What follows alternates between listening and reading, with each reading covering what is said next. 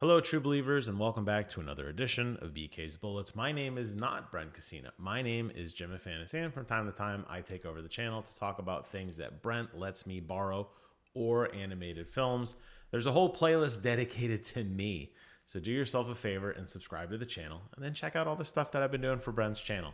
It's been a long time since I have been here, but I am back to talk to you guys today about this gem of a book called Mouse by Art Spiegelman. Now, Brent let me borrow this like forever ago, and it sat on that chair for a very long time and then moved over to the Xbox mini fridge where it sat even longer. But I finally decided tonight would be the night to read it, and I read it in its entirety in one sitting. It took me about 3 hours, and I've got to say, I didn't know what to expect at all about anything.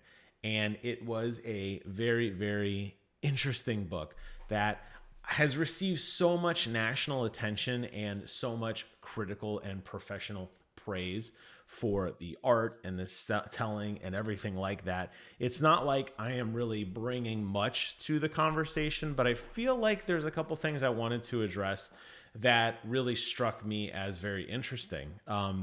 For me, and the theme of this book about the Holocaust is a very personal subject for me. I am not Jewish, but my wife is.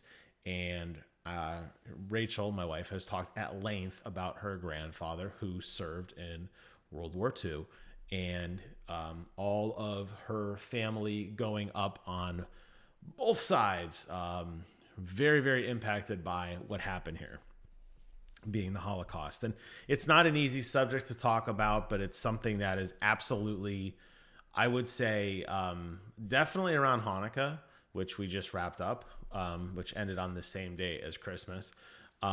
It's definitely always in the back of my mind because of just how much it impacted her life and how she was raised to understand it, and me marrying into that family, understanding it. So it's not an easy subject, and I'm not here to pick on the retelling of this or the fact that it was, it wasn't, I didn't find this like demeaning and saying like, oh, because the author decided to use like little rats and pigs and cats and stuff to explain the Holocaust. That doesn't bother me. I thought the story was very well told. The thing that I struggled with out of all of it was some of the presentations, specifically by the author writing himself into his own book. And if you know anything about me, and I'm sure I have talked about this at some point on this channel, but Stephen King is my absolute favorite author. And the Dark Tower series is my absolute favorite book series. But Stephen King writes himself into his own book, and it comes off as very odd. And I felt like here, Art writing himself into his book came off as very odd.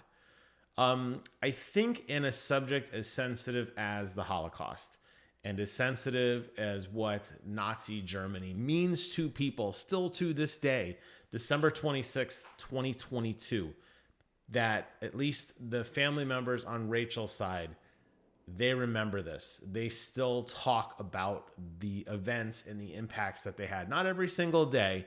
Obviously, we're a generation or two generations now removed from what happened during the Holocaust and World War II. But it absolutely impacts lives, and generationally it is carried down. So to me, if you're going to take the time to write a book explaining this, or to talk about it, or to talk about your impact to it, or to however you want to broach the subject, I feel like you have to do it very carefully.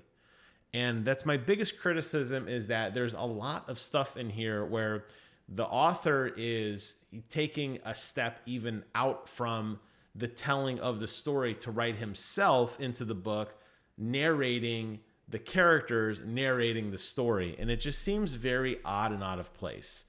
I didn't mind the idea that the main character was basically the dad kind of reliving, this horror, explaining it to his son who wanted to write this book about it. I understand that.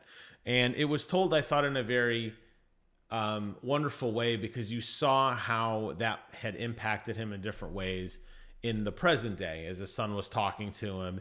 And you could still kind of get that sense that obviously he had demons and ghosts that lived with him. Obviously, he talks very early on about how his wife committed suicide after the Holocaust. And, how they lost their first son, who was basically poisoned because they didn't want, the caretaker didn't want the kid to go through the horrors of the concentration camps, and all horrible personal stuff that really, I mean, I'm not going to lie, I cried a lot reading this book. It really touched me emotionally. All very meaningful and impactful, and stuff that I look back and say, oh yeah, like I could totally relate to this. And as a son who has a aging parents, I should say, and I guess by relation, my wife's parents, starting to see the decline slowly of their quality of life, and just how things are slowing down. And that's just the order of life, unfortunately. It definitely hit me in a subject where, watching the kid, wanting to hear as much as he can while his dad's cohesive about what's going on. And then his dad rambling about, the multiple uses of telephone wire, or counting his pills, or wanting to return groceries to a store. I was like, that doesn't matter. Just like, talk to me, and I want to absorb as much information as I can until, you're not around anymore. All really resonated with me, but I just didn't understand that element of him writing himself into the book struggling.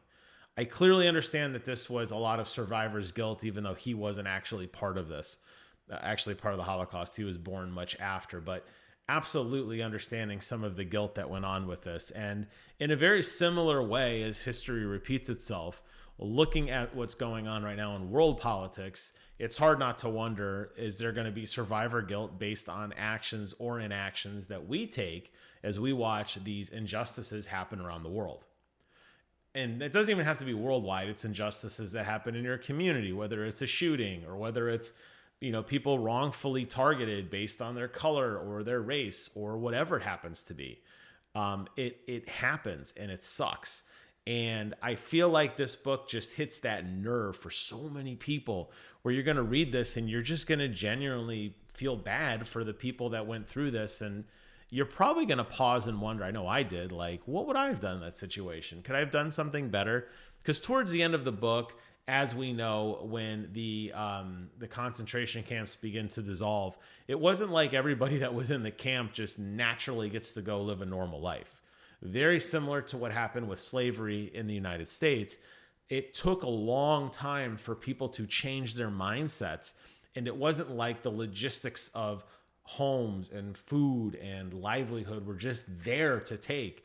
People were trying to reintegrate back into society. And this book touches on that quite a bit towards the end, of all the places that they went trying to survive, and working a small job here and getting kicked out, and still being discriminated, and still being killed. And, we went through all of this, and we get out, and I died. My buddy died because he didn't give a loaf of bread to another person, and hunger made us all insane, kind of thing. Just horrifying stuff. And I think it's just natural that you're going to feel emotional about this. And I think it's a great book, and I highly recommend it. If nothing else, to teach some of the history that I feel is probably lost over time. An injustice that definitely, I think, still impacts, like I said, a lot of us. I know it impacts me definitely through marriage. But I still think there's a lot of people out there who remember or have somebody who's directly impacted by the Holocaust, and how horrific the World War II event was. And just, that's kind of like a lost generation. It's starting to fade out, but I highly recommend this book solely from that. But I just urge you to keep in mind as you read it, and you think about it. I think there's better ways to handle some of the sensitive nature in a way that art could have done a better job in.